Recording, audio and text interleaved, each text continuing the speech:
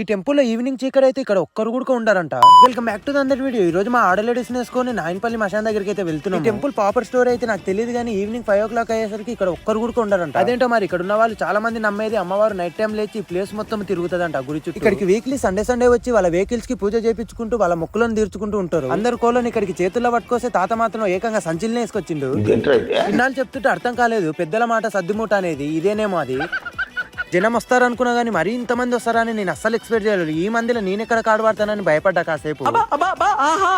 రద్దీలో అటు దోసుకుంటూ దవడలు మొత్తం దగ్గరికి చేసుకుని టెంపుల్ లోకి వచ్చేసరికి టెంపుల్ లో మాత్రం చాలా కూల్ గా ఉంది. ఈ టెంపుల్ లోకి వచ్చాక బయటకు పోవాలనిపించట్లేదు. ఇక్కడ ఏం కోరిక కోరుకున్నా నెరవేరుతుందంట. నేను మాత్రం గట్టిగానే కోరుకున్నా. ఈ టెంపుల్ కి మీరు ఎప్పుడైనా వచ్చింటే కామెంట్ చేయండి. చివర్లో వీళ్ళని చూసిన అబ్బా నాకు పడిపోయింది అసలు.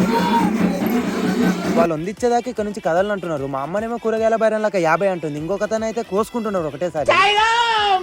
ఇంకెలాగలాగో ఛాన్స్ సేపు తర్వాత మా అమ్మ కరి నుంచి 100 అయితే ఇచ్చింది. ఇలా ఉంటుంది ఆడలేడీస్ తో. ఈ వీడియో నచ్చినట్టయితే లైక్ చేసి సబ్స్క్రైబ్ మాత్రం అస్సలు మర్చిపోండి. ఉంటా మరి. Love you, bye.